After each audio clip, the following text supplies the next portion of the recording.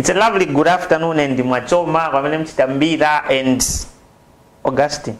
Sorry, number. I'm sorry, I started. Anyway, it's a lovely good afternoon, and you're glued to Camnet TV, the show that gives you nothing but the best in terms of everything, because we are just not another channel. Welcome to Off the Pitch, and I'm your host, Amos. You can call me El Amo Ray, and I'm not alone on set. I'm joined by Augustine, and before Augustine comes in, we've sent Ango Rapson to cover the games that are being played at Nkoloma Stadium. The first game, which is just starting at 13 hours, but we'll get into details over that. Augustine, welcome to the show. Thank you very much for having me. It's always a pleasure to be on the show. Looking forward to an interesting chat about nothing but sports. And before we delve deep into our discussion, we'd like to pass our condolences to the Mwamba family, the passing on of Anthony Mwamba, a legend of Zambian sports, history maker in 1988 at the Olympics. So did very well. He was just overshadowed by the Zambia national soccer team, which did very well by beating Italy by 4 goals to 0. I think condolences go to him and the entire boxing fraternity. No, yeah. You know, we would love to send our deepest heart condolences. Yeah, like Augustine has said, he played a bigger role in promoting the boxing fraternity, if I'm not mistaken, especially in terms of the women boxing. But anyway, we will continue with the show as we just take a very short break. And as you all know, Zambia played their first game at the CHAN tournament against Tanzania, where we managed to beat them by 2 goals to 0. And we'll be able to show you those highlights just after this very short break. 2021 is finally here. Zambia is at the crossroads heading towards general elections this August.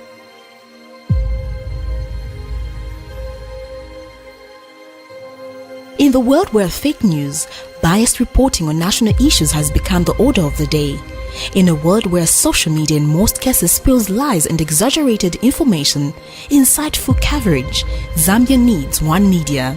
Living in a country where people are slowly promoting tribalism, hatred, bitterness and revenge, political temperature is heating up and people's hearts are perplexed.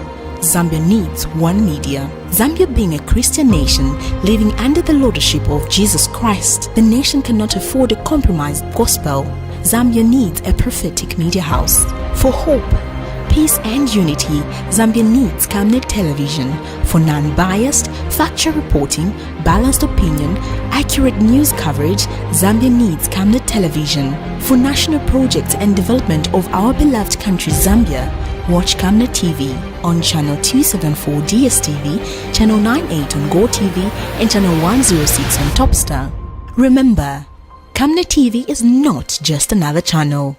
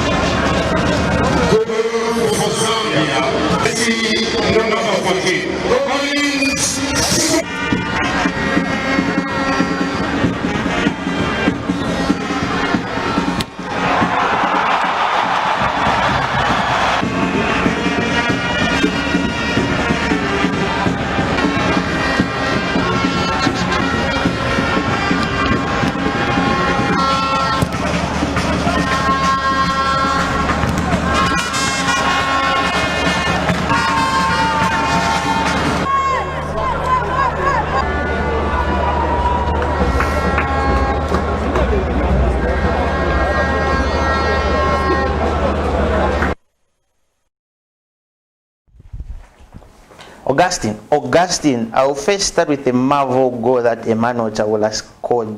For me, I would say that's the goal of the tournament already. regardless of whatever goal is going to come across. But for me, I'm sure that will come out of the goal of the tournament.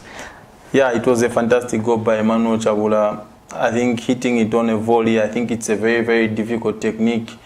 9 times out of 10 it will fly over the bar. That's how it works. But you can see the way Emmanuel Chabula scored that goal. It was a beauty. I think we've seen these goals. I think there's been a lot of jokes on social media saying that was a World Cup goal, not for Chan. I think it was fantastic for Chabula and his confidence. We talked about him not scoring, not finding the back of the net for both club and country. He has been struggling in the past couple of months or so, and it was very, very important that he needed to get a confidence booster in the opener of the Chan, because if it didn't go his way, it would have been bad going into the remaining games of the tournament. But it was good. He scored one of the best goals you are likely to see in a Zambia national soccer team player score. The last time we saw a beauty like that was at the under 2017 when Emmanuel Banda, I think there's something with Emmanuel scored a crack at the National Hero Stadium against Guinea, who will be playing later on. Looking at the whole game, Augustine, how was it? We saw us struggling when we were playing friendly games, a lot of draws, and we came in to play Tanzania, which a lot of people felt like, let's see what tactic is Michu going to use. But for you, how would you rate the first game that we played against Tanzania? I think first and foremost, we'd like to take a look at the lineups that Milutin Sorojevic went with. He went with Alan Chiwe in goal, a back four of Benedict Chepeshi, Zakaria Chilongoshi, Luka Banda, and Clement Mwape of Zesco United. In central midfield, he went with 3 defensive-minded players in Pokatema, a holding midfielder, Kelvin Kapumbe, a holding midfielder, and Godin Mafuente, a centre-back at Butekon. And then up front, he went with Emmanuel Chabula down the middle and being flanked by Kelvin Kampamba Mwanga and Collins Isikombe. Yeah, the most interesting thing was seeing Godin Mafuente starting in central midfield. He's actually a centre-back. He won the COSAFA with the under-20 at the 2019 COSAFA edition, which was hosted here in Zambia. I think from the way the game spanned out in the first half, I think Mafuente was a little bit lost in midfield. The game bypassed us in midfield. We were not getting a foothold of the game. They played around us, Tanzania, a lot of times, and a worrying part in our defense was most likely Zakaria Chilongoshi being played at left back, because Zakaria Chilongoshi is not more of a defensive side full back, but he's very good going forward. But in that game, you can see he was very much exposed. A lot of crosses came from the left. I was surprised the 3 midfielders in Pokatema, Kelvin Kapumbu and Godin Mafuente did not realize that Collins Isikombe will not be tracking back to help Zakaria Chilongoshi. One of them could have been going across and putting at least having a numerical advantage in those areas, because the problem at these tournaments, team will try to use the width, putting crosses, so you need to close the channel so that they don't have any time and space in wide areas. And goalkeeping situation, Alan Chiwe, that was a poor performance. I think we are very, very lucky to have escaped without conceding and without losing that game, because every goal which was put in the box, all the aerial balls that were being played in our area, I think there's something with Alan Chiwe judging flights. It has always been the case, him at Nkana, him at now Green Eagles, and at the national team. This has always been the case. He always struggles when it comes to crosses being put into the box. He doesn't judge flights like he should. A lot of question marks now. Will Milutin Sorojevic keep him in goal, or will he opt for a young Lameck Siame? That remains to be seen. A very, very poor first half, I must say, and it was good that Milutin and this technical staff, also Adim Tap and the rest, noticed that Zambia did not play very well like they had planned in the first half. Tanzania controlled the game. They passed the ball very, very well. We did not threaten them that much. I think the only chance we had was Pokatema when he made the run into the box on a half volley. It went across the goal.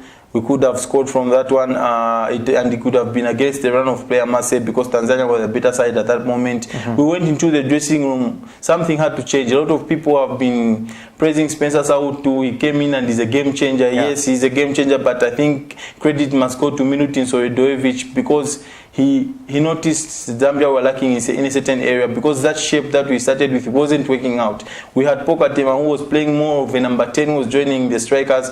Michu changed it at halftime, changed the shape of the team, and dropped Pokatema to play alongside Kelvin Mwanga as two holding midfielders. Then brought Collins Sikombe from the wide areas into a central row to play just behind Emmanuel Chabula, and he gave Spencer Sautu the license to play on the wide areas with Kelvin Kapamba Mwanga. And then we saw the game change, because I personally thought if he didn't change the shape of the team, regardless whoever came in, the game was going to be as poor as it was in the first half. But just that he went and changed the shape of the team, it was very, very important. You could see Collins Sikombe, his time was Lusaka Dynamos, then Tone Ups, back at Lusaka Dynamos, who have always known him to play well when he's playing a central row, and which he did very well in the second half when he started playing as a number 10. Then Pokatema now sat with Kelvin Kapumbu, and we controlled the game at that point. We started at least trying to pass the ball, and we saw now the philosophy of Michu, seeing our two fullbacks in Benedict Chepesha and Zakaria Chomos going forward. Now they had the license, and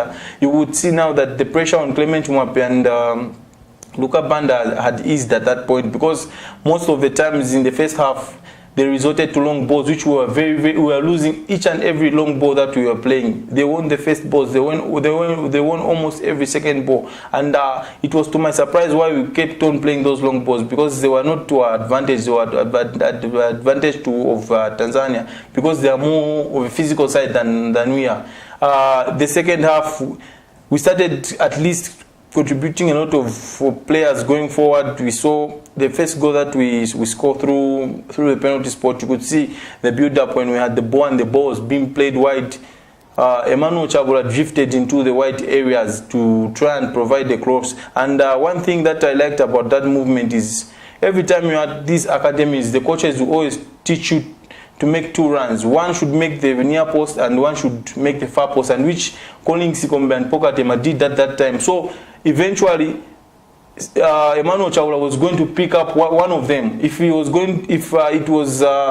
Sikombe at the near post or Katema at the far post, and credit must go to Pokatema, his concentration levels. He was concentrating on the ball that was coming from Emmanuel Chabula, hit it on the half volley, then we won a penalty from it, which Collins Sikombe scored, and he has been very reliable from the spot.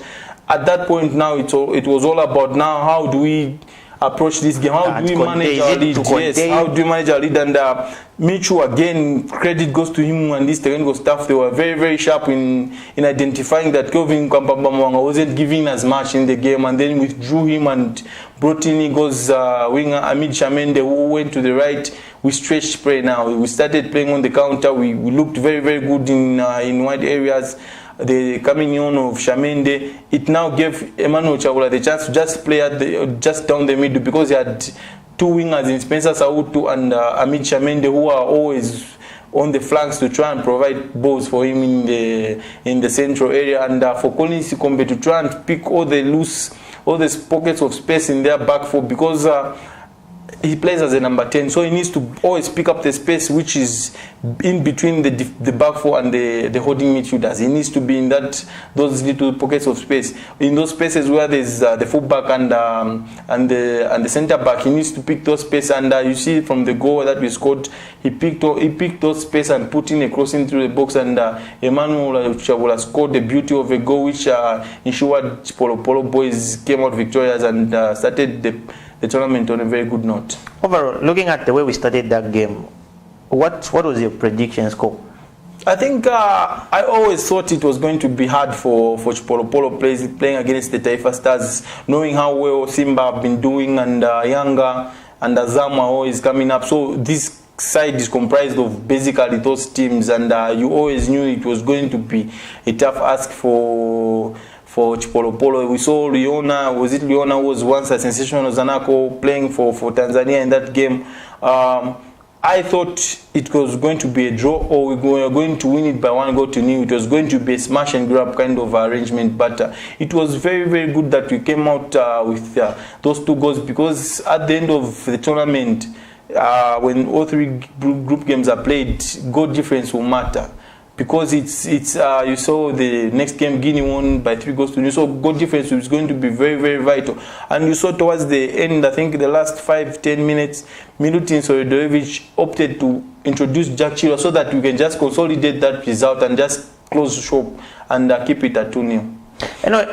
There's just a question as we go ahead into the game that we are playing today against Guinea. Like you said, it's a very tight encounter because we both won our first games, and we are looking at it to say it's a deciding game for us as Zambia. But anyway, we had to see the team doctor giving an update in terms of the players that are injured as we go in today's team. That's Sakala and Kangwanda, who are very doubtful to play because they got injured. But before we get into further or more discussion in terms of the game that is being played today, let's just take a look at this clip of the team doctor giving an update on these two players.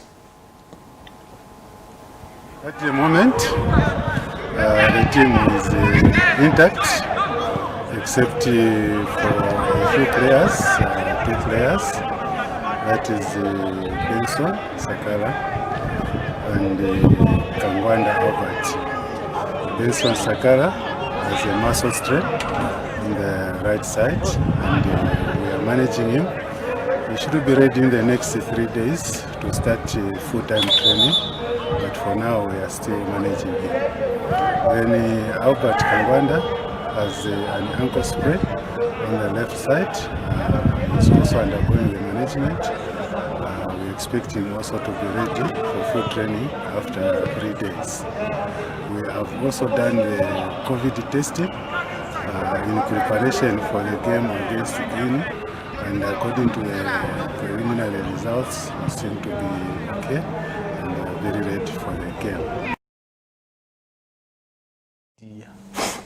That was our national team doctor, that's Mr. George P, giving an update of the two players that got injured.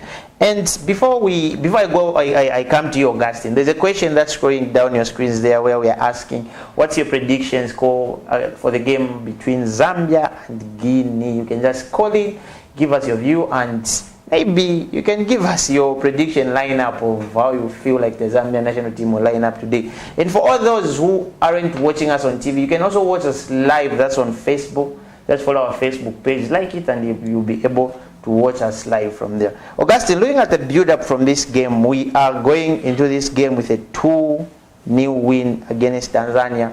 How is it a boost? I think it's always important that we hit the ground running at these tournaments. We had Bruce Msakanya before the Tanzania game. We talked about we need to have a good start in tournaments, and of which we did. It's always positive to start with a win so that you may not start thinking, oh no, now we need to start using the calculator. Now all we need to do is just to win this game and we qualify to the next stage of the tournament. If we would have started on a losing note, confidence would have been low. But from what we are having is that the confidence is high in camp, and the boys are looking forward to this encounter. It's always it just motivates everyone to try and do better when you start the tournament on a winning note. And it's a battle for top place now. It's two teams that won their first games now going head to head. The winner between the two may just book their place in the quarterfinals, which is very, very important for the tournament. Let's just pick this call, Augustine. Hello? Hello. Hello, good afternoon. Good afternoon, sir. How are you? I'm okay, sir. You are through to Off the Pitch. Your name and where you are calling us from. Unfortunately, we've just lost that call. You can keep on trying calling. We'll be able to pick you, but try to reduce the sound on your TV set once you call. Augustine, you were saying? Yeah, so it's always motivating when you start the tournament on a high note, and both teams have just done that.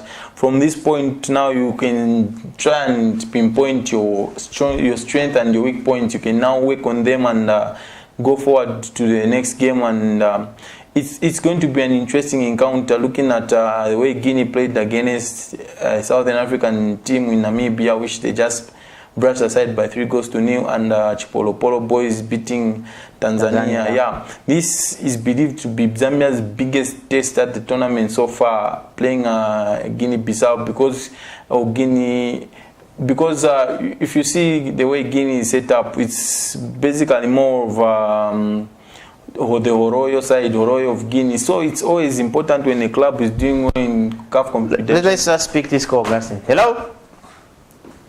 Hello. Hello, good afternoon, sir. Afternoon, how are you? We are fine. How are you, sir? Your name and where you are calling us from?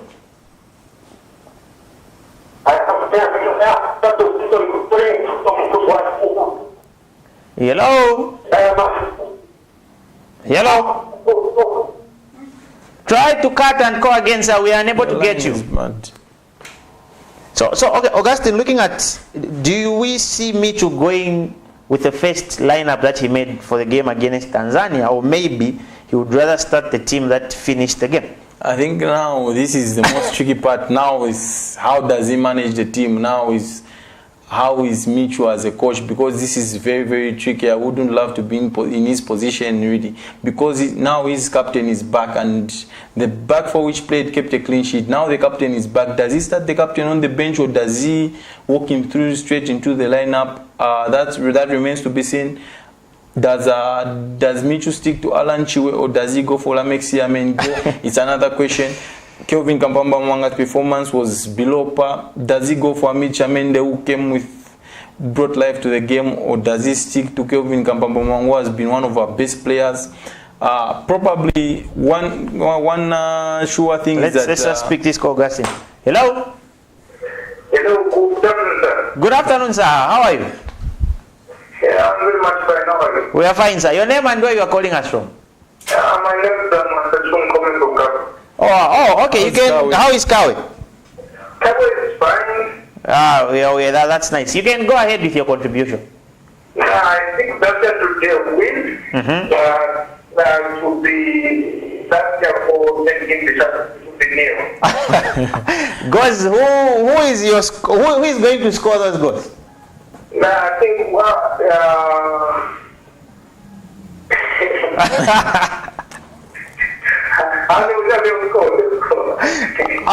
okay, thank you very much.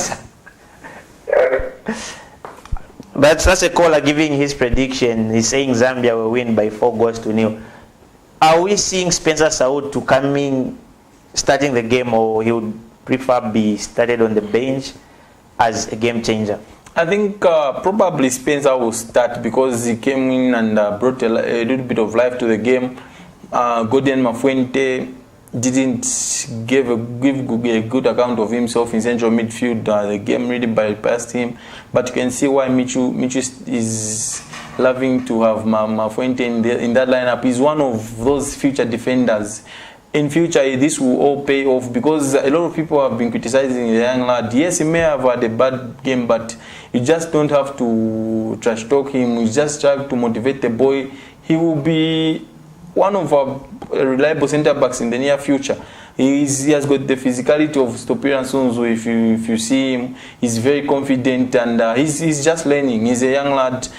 We did this to Patson Daka. A lot of criticism came when Patson Daka was being played as a young lad in these tournaments. But you see now how far Patson Daka has transformed his career. This may happen again to Mafuente. It's just a matter of time. But coming back to the game, I believe he will try and twist it a little bit, because you cannot approach every game similarly. I was thinking maybe he may go with a back three to accommodate the captain in Adrian Jamal to play alongside Luka Banda and Clement Mwape at the heart of defense, and then have Benedict Chepeshi and Zakaria Chongosh as wing back. That's something that Michu can think about if he wants to accommodate Adrian in the team without changing it a lot, without dropping any of those back four defenders. In central midfield, I think we'll need the pace of Amit Chamende, in my own view. But do we start him from the first whistle? I don't think so, because we will need some impact players coming from the bench, and Amit Chamende is one live player. Yeah, he's someone who can come on from the bench when the defenders are tiring. He will take them on. He's very, very positive. We have got Moses Piri. If Emmanuel Chabula does not produce the goods, Moses Piri and Friday Samu are waiting on the substitute bench. I think a major blow is the loss of Benson Sakala in central midfield. He's one of the captains at the tournament. We were not going to have him in this game. He's been injured alongside Kangwanda. Kangwanda, is it a big blow for Chipolopolo boys? I don't think so, because he hasn't lived up to expectation when he was top scorer at Kafue Celtic, and now moving to Zanaco. It hasn't been the same. This transition, it has been a little bit difficult for him. He's just settling, but with time he will get back to his good form. So we have got a very physical Guinea side, and this is one thing which the coach talked about. This game will be very, very physical. Our players need to be up for the challenge, and they need to man up, especially in central midfield. We do not have the luxury to let them outplay us like Tanzania did in the first half, and we need to guard our box very, very cautiously, because once we invite Guinea-Bissau into the box, it will be very difficult to defend against them. You remember when Chipolopolo played them in African qualifiers, they are always winning all the first balls in aerial balls. It's very difficult to play against a very physical side. The only way you can play them, you have to be very quick and keep the ball on the floor, because what they'll try and do, they'll play the long balls, they'll put in crosses into the box. They may have watched Alan's performance here in the first game against Tanzania, where he fluffed about 4 crosses which came into the box, which could have resulted in 2 goals. But his reflex, Alan Chiwe, to be fair, is very, very good. He made at least a couple of saves which could have resulted into a goal. What we must do is that we need to hit the ground running as early as the first whistle. We do not need to let Guinea to settle, because what Guinea will do if they settle down, they will put pressure on us, because Guinea, you can see they've got a large following in Cameroon. Their fans are present. They are always watching and supporting from the first whistle until the end. They are one of the most supported sides at the CHAN. So we just need to keep that cloud quiet as early as we can. Let's try and put pressure on them, get an early goal, so that at least we may now start containing the pressure and dictating the tempo of the game. So, like, what's your prediction score for this one? It's very, very tight. Looking at both teams coming from victories, there will be a little bit of caution from both coaches. No one wants to lose it. I think it may just end in a draw. Anyway, that's Augustine's prediction, because as he said, all coaches are looking at it. They don't want to lose it, because this is a deciding game for both teams. Whoever wins gets the top spot. But we'll just take a very short break, and when we come back, we're going to look at the midweek games that took place. That's the game between Zanaco versus Green Buffaloes and NAPSA against Forest Rangers, before we get into the games that are being played today and tomorrow. So we'll just take a very short break, and we'll be right back. 2021 is finally here. Zambia is at the crossroads heading towards general elections this August.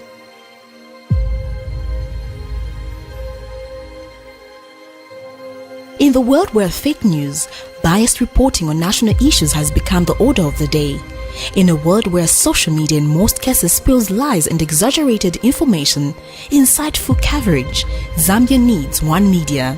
Living in a country where people are slowly promoting tribalism, hatred, bitterness and revenge, political temperature is heating up and people's hearts are perplexed. Zambia needs one media. Zambia being a Christian nation living under the lordship of Jesus Christ, the nation cannot afford a compromised gospel. Zambia needs a prophetic media house. For hope, peace and unity, Zambia needs Camnet Television for non-biased, factual reporting, balanced opinion, accurate news coverage. Zambia needs Camnet Television for national projects and development of our beloved country Zambia. Watch Camnet TV on channel 274 DSTV, channel 98 on GoTV, and channel 106 on Topstar. Remember, Camnet TV is not just another channel. Hello, have you heard about Msika? Do you know that you can advertise for as low as 150 kwacha for 30 seconds? Well, Msika is here. Advertise on Msika between 17 hours and 18 hours. Just tell us about the services that you offer and we'll gladly put you on the market. For more details, you can contact +260 953 995099. +260 962 444 726, or +260 971 177 467. Msika, allowing your business to grow. Just a quick update on the NAPSA versus Ndeni game. We've just received the confirmation from Ango Rapson, who is covering live from there, that NAPSA is leading by a goal to nil, and you keep on updating us before the next game starts, which is starting at 15.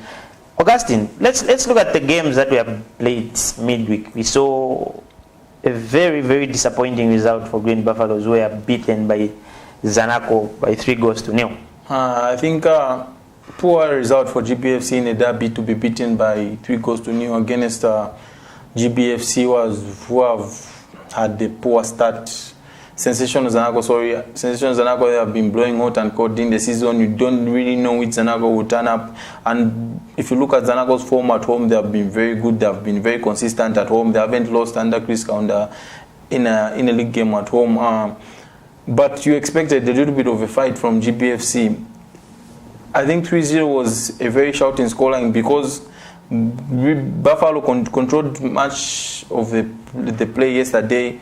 They controlled Sensational Zanaco from start up to maybe to finish, but they didn't create a lot of chances. The midfield too, they played in Felon Sitonia and Eddie Sianga. They haven't played a lot of football this season. Mostly it's always Leonard Mulenga and Jack Chiro. Unfortunately, they are part of the national team at Chan. So they had to set off for Felon Sitonia, and would see they were being out in midfield.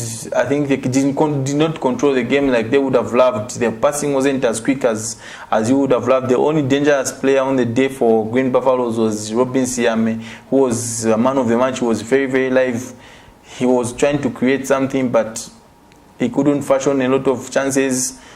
Unfortunately, they went behind through an own goal. Gideon Sichone, as early as 5 minutes, it's always a blow. Justin Chinama has gone in to try and stabilize the ship at GBFC and push them high up the table.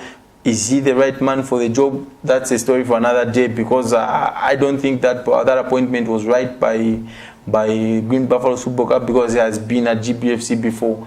What special thing does he have now? What does he bring to the table? What was different from the time he was at GBFC? We've seen they've got a very healthy technical bench with Dennis Banda, Buchizi Mfune, Alan Mukuka. Those are players who have played the game for Green Buffaloes and understand the philosophy of the football club. I think the problem at GBFC probably hasn't been coaching down the years, it has been recruitment. They have been sticking to the same team over and over again. They are not regenerating the squad. There's no much signing that they are making as a football club. You do not hope to achieve beyond what you spend. You spend little and then you expect that you achieve more. I think that's undoing from GBFC. Mwimanzi was one of probably their best signing of the season. This season he's always playing alongside the captain Monga Chilimba. They found Zanaco a very counter-attacking team. You always see whenever they lose the ball, the first thing they try and do is put the ball into the wings and putting crosses. That's one thing you need to be wary of when you're playing Sensational Zanaco. And Roger Kola, coming from the bench, scored a beauty of a goal, I must say. Roger Kola is very experienced. He's been doing this season in, season out. He's never a flop in the Zambian League. Every time he's in the Zambian League, Roger Kola is always scoring goals. And one enterprising sensation in Abraham Siangombo, that's a very difficult name to pronounce. Yeah, he's very live youngster. We saw him at make his debut with Ango Rapson when we covered Zanaco in week 1 when they played Indian Football Club at Sunset Stadium. He came in as a super sub and changed the face of the game. He was very direct, and we even talked, saying this is the replacement for Charles Zulu. He's a very good youngster. I think if you ask me who do I pick between him and Albert Kangwanda, who is at the China, I would have picked the young boy, because he has been very live, he's fearless, and he got the third goal for GBFC, and that was for Sensational Zanaco, and that was the end of the game. Bad result for GBFC, good result for Zesco Zanaco. They go top of the league now. Let's go to the NAPSA game. NAPSA Stars drew against Forest Rangers. And NAPSA Stars, for me, that has been on, off. Their form hasn't been consistent of late. I don't know if this is a result that you would have expected. It was going to be a very, very tricky game. Playing, these are both teams that have represented Zambia this season in continental football. NAPSA Stars, they cannot find the right balance as a team in terms of finding the right balance to defend and to attack. Because every time when they do one thing, the other suffers. When they are attacking as NAPSA Stars, the defense suffers. When they are defending, the attack suffers. We saw the start of the season, they were not scoring enough goals, but they were keeping clean sheets. They were keeping it tight. They were just conceding one goal and then it ends there. But now they are trying to try and attack. In 2 games against Red Arrows and against Forest Rangers, they've conceded 4 and scored 4, which is not very, very good for a side. For a neutral, it's good for me to watch, but for Muhammad Fatih and this technical bench, that's very worrying. You cannot be conceding 4 and scoring 4, because you cannot win football matches if you cannot outscore your opponent. You need to. One thing that NAPSA should work on is, once we don't concede, we don't lose. But they need to find the right balance, not conceding and going to score at the other end. It was a very interesting encounter. They took the lead through Sissoko. No, they took the lead through Enoch Sabumukama from who scored the penalty spot. Yeah. Scored from the penalty spot. Then Lamin Moro equalized for Forest Rangers. And then Daisy Soko now scored the second goal for NAPSA Stars. And at that point, you would have thought NAPSA Stars would have bagged all 3 points. But Daniel Adoko, unnecessary sending off, got sent off in the 82nd minute, got sent off. They were reduced to 10 men. Now it was going to be difficult for NAPSA because Forest Rangers were going to throw the kitchen sink at them and put pressure on NAPSA Stars. And what an equalizer from Webista Muzaza, a very, very well taken volley on the edge of the box to level matters for Forest Rangers and share the spoils. Bad result for NAPSA Stars. They needed this victory to push her up the table. Let's look at the Ngwazi game, which we saw Ngwazi beating Zesco United by a goal to nil. Again, I would say the same thing. Zesco United's form has been bad this season, and they can't say it's because of most of their starters representing us at the CHAN. For you, they've got 4 players, if I'm not mistaken, representing Zambia at the CHAN tournament. Would you say this is the effect? I think this is one of the most shocking results of midweek. Zesco United have got enough in their ammunition. Whether they are losing 4 players for the national team, they still have got enough in their arsenal to try and beat this Ngwazi outfit. But Ngwazi have always been stubborn playing these big teams. You saw they went to Nkoloma Stadium and beat Red Arrows at Nkoloma Stadium. They went to Sunset and drew 1-1 with the sensational Zanaco. Ngwazi are very, very hard nut to crack. If you look at their form this season, they haven't been doing that bad. Their only problem is scoring goals, Ngwazi. But they do not concede that much because they're always a very tough side to break down, Ngwazi Football Club. And going away at Levi Mwanawasa Stadium, you always thought Zesco United would be favourites in that match. But Ngwazi went with a very, very good plan to just sit back and hit Zesco on a counter. And they scored through Christopher Zulu. And when Ngwazi score, you just hope for that's the end. Because the only thing when Ngwazi score first, the best result is a 1-1 draw. That's what that's how they always play this Ngwazi outfit. And when Christopher Zulu scored, you would have thought Zesco, how would they break this Ngwazi team down? Because Jesse Jackson Were has been misfiring this season.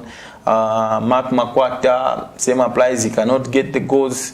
Numba Mamba. If you look at this Zesco setup, yes, these are not his players. Maybe we need to give him 2 or 3 transfer windows for him to say this is now my team, because this is more of George Rwandamina's side than Zesco United could not contain Ngwazi outfit. It was very, very disappointing for Zesco United. Let's look at Numba. He's struggled with his team. Are we seeing change in Zesco United anytime soon, or they will continue giving such results?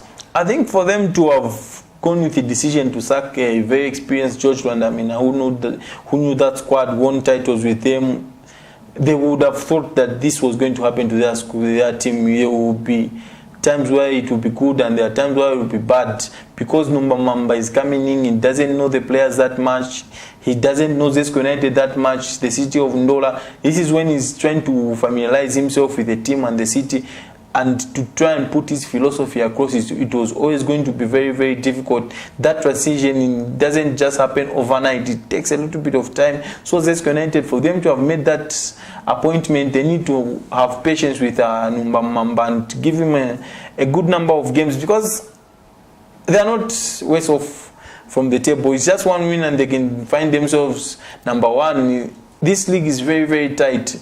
From number 1 to number 14, the points, if you look at the points tally, they are very, very tight. So Zesco United are still in it for a shout, and it was just one of those poor results but Zesco United, believe you me, they will bounce back and push for one of those 4 slots for CAF. Like I said earlier, we've got an early fixture kickoff that's being played at Nkoloma Stadium. That's NAPSA Stars versus Indeni, and we still await for more information and more news. It's goal scores. That's if there are more goal scores. But let's just take a display. If my director upstairs can just display on the fixture for this week, so that Augustine, that's the fixture for this week. We saw the game that was played. That's the Zanaco versus Green Buffaloes game, which was played yesterday, and we've already spoken about that. And we've got an early kickoff. That's NAPSA Stars versus Indeni, which is being played at Nkoloma Stadium. And we've got a cracker of the game. That's Lusaka Dynamos versus Nkana. What's your take on that one? I think it's going to be a very interesting encounter. Nkana taking on Lusaka Dynamos. Both teams haven't had the best starts to the season. Lusaka Dynamos, the draw masters. They always draw games, Lusaka Dynamos, and I'm meant to believe Adam Zikiru will not make his debut in this one. Nkana Football Club, life without Idris Mbombo.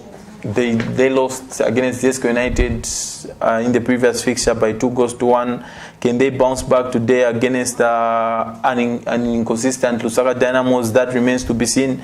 But I do feel Nkana may just win this one, because if you look at Nkana coming to Nkoloma Stadium facing a very inconsistent Lusaka Dynamos who do not have enough creativity in the squad, with Colin Sikombe being part of the national team in Cameroon. The only creative part they may have is Marvin Jere, who his form has dipped. Emmanuel Hawasimbi is nowhere to be seen in close to that starting 11. Cooper, will he make his debut? That remains to be seen. Questions will be answered at 15 hours. It's a game where both teams need the result. I think no one would be okay to draw this game or lose it. Both teams, both Nkana and Lusaka Dynamos, really need the win to kickstart their season. If you can just have a display again of the fixture for today, the game, so that we can just have a run through. And then again, we've got Kawe Warriors who are facing Kitwe United, and we've got another cracker of a game. That's Young Green Eagles versus Ngwazi. And then we've got Lumana Radiants who are facing Prison Leopards. And the last game, which is Forest Rangers against Red Arrows. Tomorrow we are seeing Beautycon versus Green Eagles, and Zesco United up against, I would call it a derby for me, against Power Dynamos. Which one is your interest? Which one is an interesting fixture there? I think 2 fixtures that I can pick is Lumana Radiants hosting Prison Leopards. Very, very tricky encounter in away in Solwezi.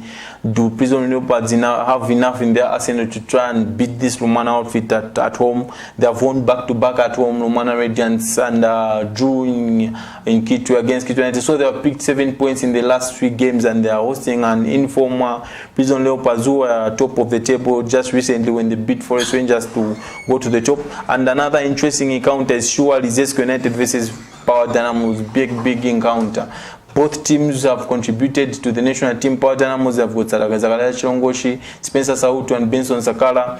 Zesco United have got Adrian Chama, Clement Mwape, Bruce Msakanya, and Kelvin Mwanga. It's going to be an interesting encounter between Power Dynamos and Zesco United. It's a battle of Numba Mamba and Perry Mutapa. Once again, they reunite that rivalry they have. Because if you remember when Perry was coach of Forest Rangers and they got beat 1-0 at Sunset Stadium, he was very disappointed with the result. He said, how can we lose to a side which cannot even pass the ball? They cannot even put passes together, and then we lose to them.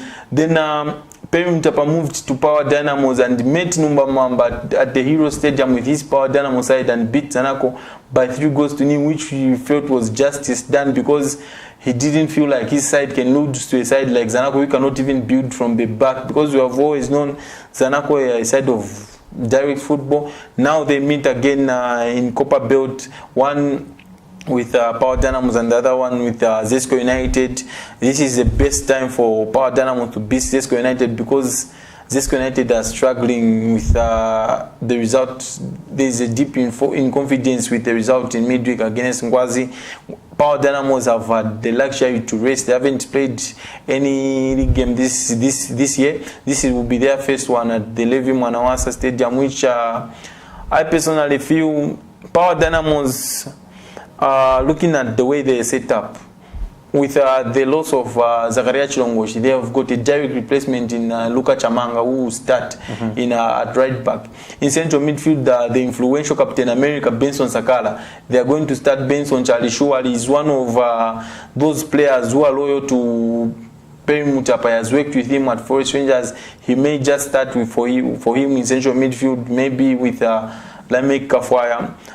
I think the biggest losers going into this game are Zesco United because the influence that Bruce Msakanya and Kelvin Mwanga may bring into that attack is lost, and the solidity of Adrian Chama and Clement Mwape in central midfield is in defense is also lost. Now Power Dynamos will go into this one as favorites because Alex Ngonga is getting back to full fitness, and we saw him against Kawa Warriors when they drew 1-1, scored from the spot, was very, very sharp in that game. He may just be the difference in this game because, you know, Alex, he likes to trash talk opponents, he likes to frustrate them and then get into their heads and then harass them the entire 90 minutes. No defender likes to play against Basel because he always chase everything that is in front of him, and I personally feel Power Dynamos may just be too strong for Zesco United tomorrow. So you're giving it to Power Dynamos to win. Let's take a quick one on the FAS Eden University game. Let's look at the games that are being played today. We've got Chambishi, who is facing National Assembly, and I don't know, National Assembly has been a team that has been there in the Super Division League. I don't know, which one would you go for this one? What's your prediction? I think we saw National Assembly change coaches, but the results are not changing. It's still the same National Assembly. They're still struggling this season. Chambeshi, they look like they're knocking on the door to try and get back into the Super League. They've been in the Super League. They are the likes of Richard Piri, Metso Luwawa. They went as far as playing the Coca-Cola Cup final and the Barclays Cup final. It will be very interesting to see Chambeshi getting back into the Super League, and I feel they will just have enough. They will just be too strong for National Assembly because National Assembly have been struggling this season. We've got another game, that's Gomes versus Livingstone Pirates, which is being played at the Trade Fair grounds. And then we've got Kongola Blades versus Kashikishi Warriors. This is Uncle Rapson's team, which has been giving very poor and bad results of late. And I must say, first, my pick of the game is Gomes against Livingstone Pirates. It's going to be a very interesting encounter. Livingstone Pirates are one of the dark horses in the Eden University League.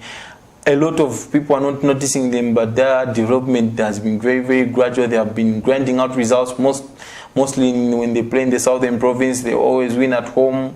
They get positive results. Going against a Gomes which was up and in the rise in the last 3-4 seasons. They looked like Gomes will come into the Premier League, but the going now has been very, very tough for them. They've lost a couple of players.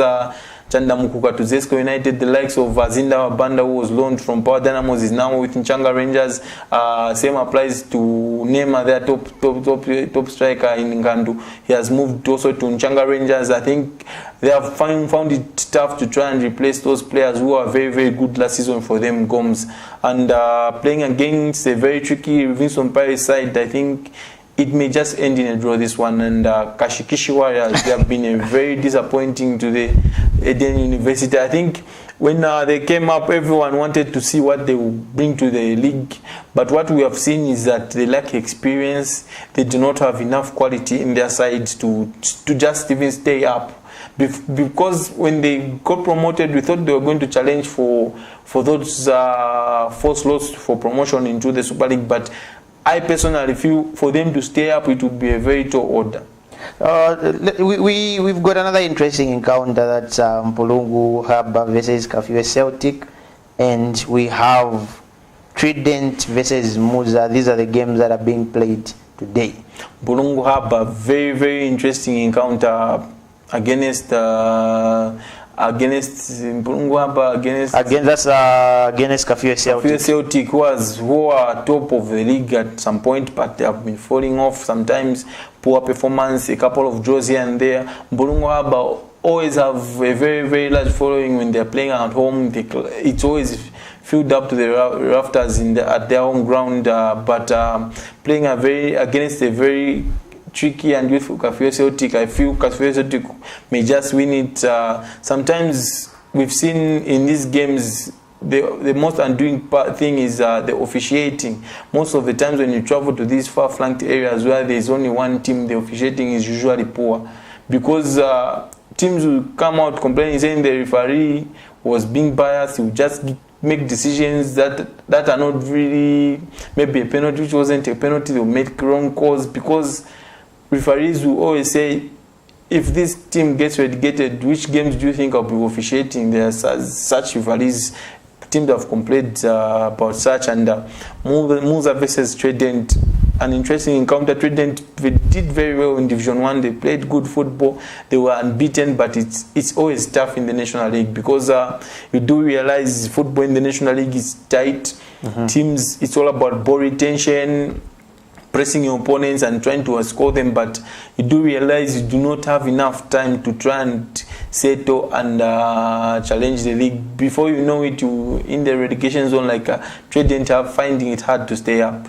And tomorrow, the 24th, you've got games, City of Lusaka versus Zesco Malaiti, which is going to be played at Woodland Stadium. For me, this is also another interesting encounter. If you look at City of Lusaka, who has been up there, down, up, down, and we've seen Zesco Malaiti in a couple of years back, they used to dominate in their league. Big encounter. It's a local derby, a Lusaka affair between City of Lusaka and Zesco Malaiti. Zesco Malaiti, I think as a club, they may be just happy to just always stay in the league. They do not have the ambition maybe to get promotion. City of Lusaka, this is a club which has got its eyes set on the Super League and its eyes set on continental football. They want to get back to the old days of City Yamoto, when they were on top of things here in Zambia.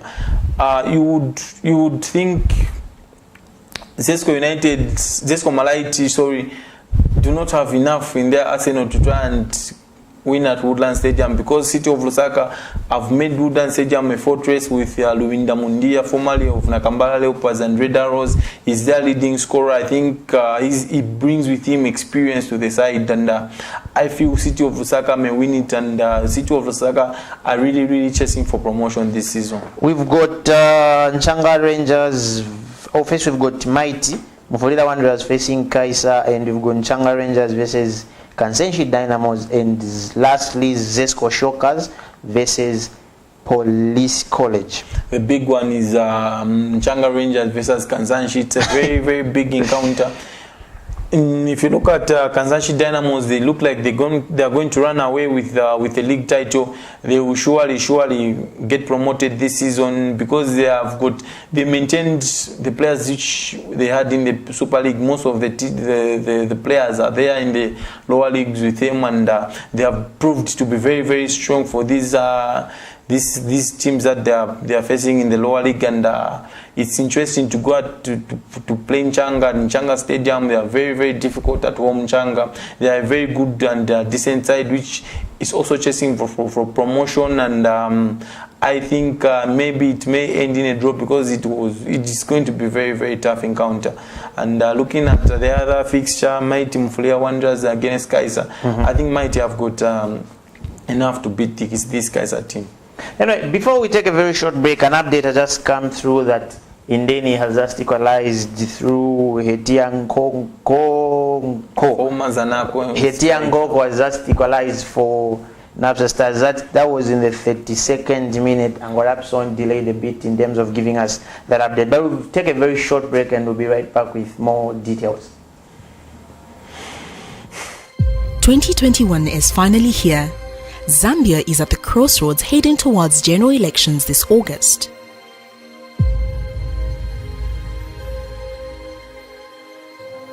In the world where fake news, biased reporting on national issues has become the order of the day, in a world where social media in most cases spills lies and exaggerated information, insightful coverage, Zambia needs one media.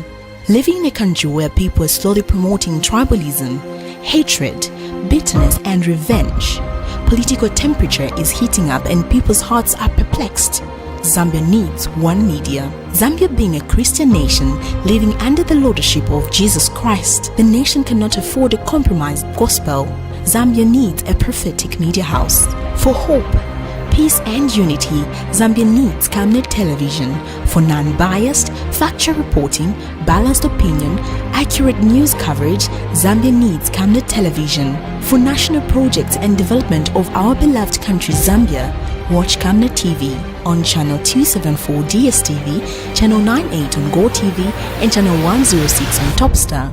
Remember, Camnet TV is not just another channel.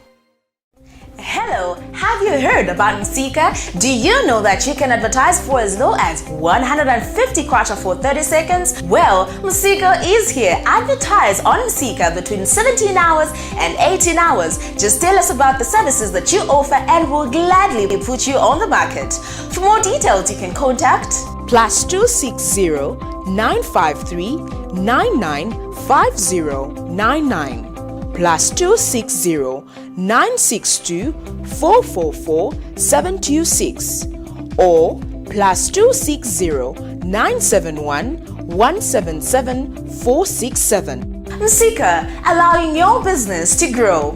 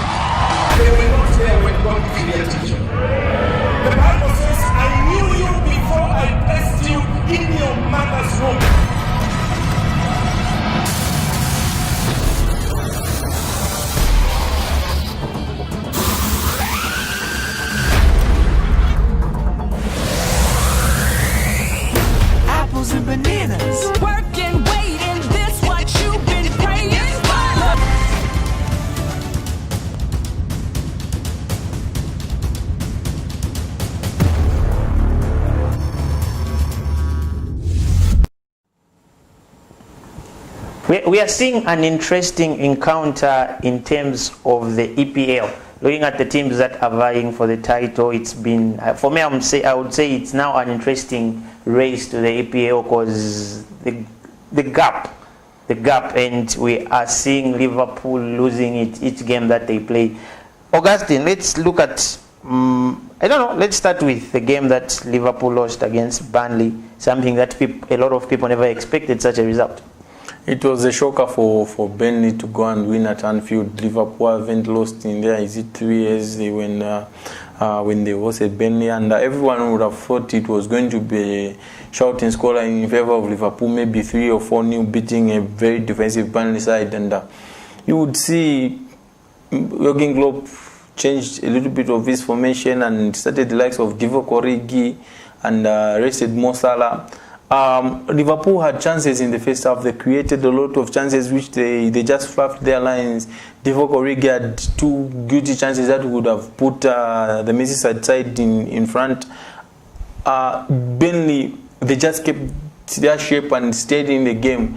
They let Liverpool have the ball and defend very, very strongly as a unit, because if you're playing teams like Burnley, you always think when it reaches the 70th minute mark, they will start losing their shape because they get tired, because you cannot defend for 90 minutes, they get tired. But you would see Liverpool did not stretch them that much, especially in the second half. Burnley were comfortable to just let Liverpool have the ball in front of them, and they could just maintain their shape and take the game into the last 10 minutes. And then now, when it reaches the last 10-15 minutes, they would now think it's everyone's game, we can now give it a go. And they did just that, won a penalty which was scored by Barnes, and registered Burnley's first win in more than 40 years at beating Liverpool for the first time in 40 years. Is it 49 years? Liverpool, disappointing result, took them to fourth. And if other results don't go their way, like Tottenham win their game in hand, Everton win their game in hand, Liverpool may find themselves in number 6. So this is how this EPL season has been turning out. Because you remember at one point it was Chelsea who were pushing for that title, but now they are behind, like in Europa places. They have lost their. They are looking at the table. Chelsea is at 9. It's is at 8th. Yeah, they've got 29 points. That's how it takes in this Premier League this season. It just takes 2-3 bad results and you're behind there.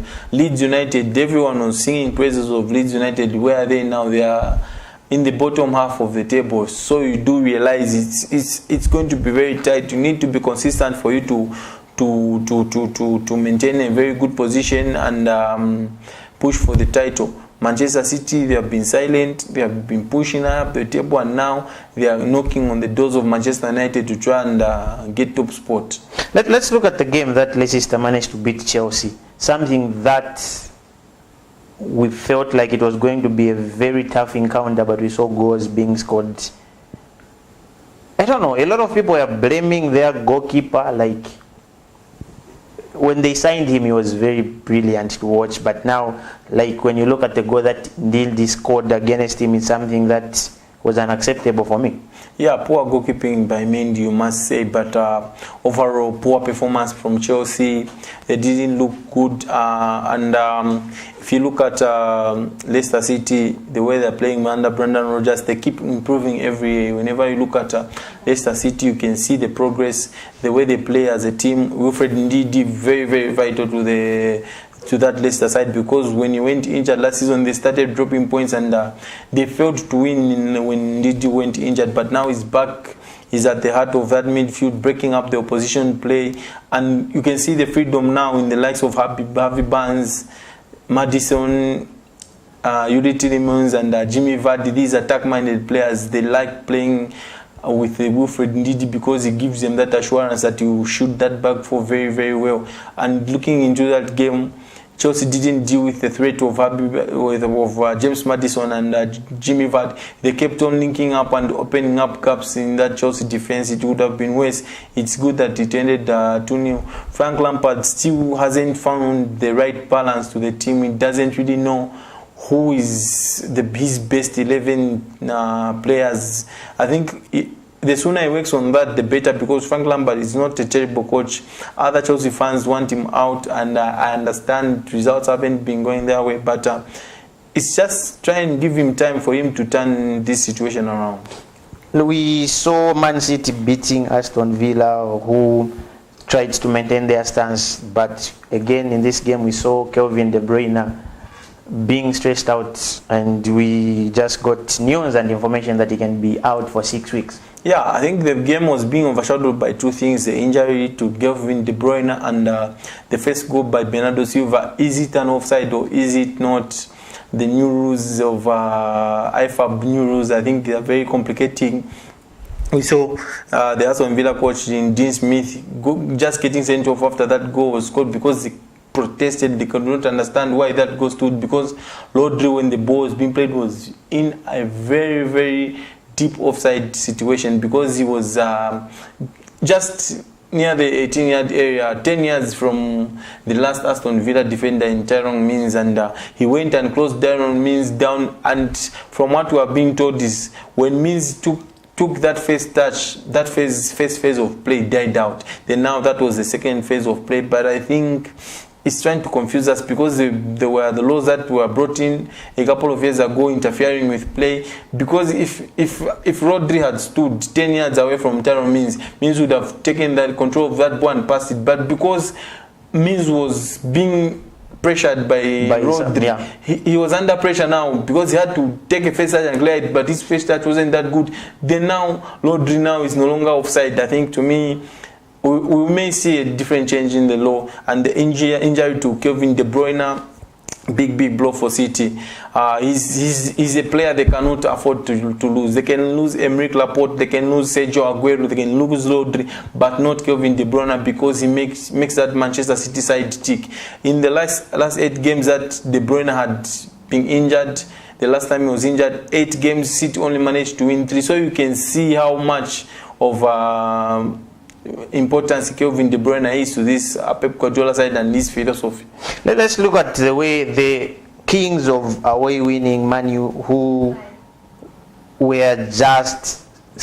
considered a goal as early as the first half in the maybe I think that was 60th or 5th minute, and then we managed to get back to our winning ways. It was a massive comeback. I think United have been labeled as the comeback kings. It has always been in their DNA to come back from games.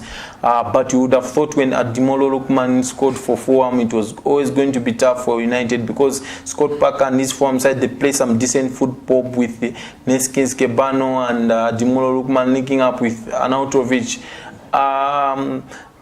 United leveled matters through Edison Cavani, one of the most experienced players in the side. Is probably the most experienced player in the side. And from then onwards, you would have thought it was anyone's game. And Areola made a very, very big mistake with Edison Cavani's his goal, but he kept Fulham in the game because he made some crucial some crucial saves in the second half to keep the scores level, but he couldn't deny Paul Pogba from having that screamer. It was one of his best goals at Manchester United. Paul Pogba, he's rediscovering his form. Is he really discovering his form as he's trying to put himself on the transfer market? You may never know with Paul Pogba. Every time you see him trying to do this, he's realized that teams have lost interest in him because of his poor performance. Maybe now he's trying to show off, to just try to sell himself. I haven't trusted Paul Pogba and this agent Mino Raiola,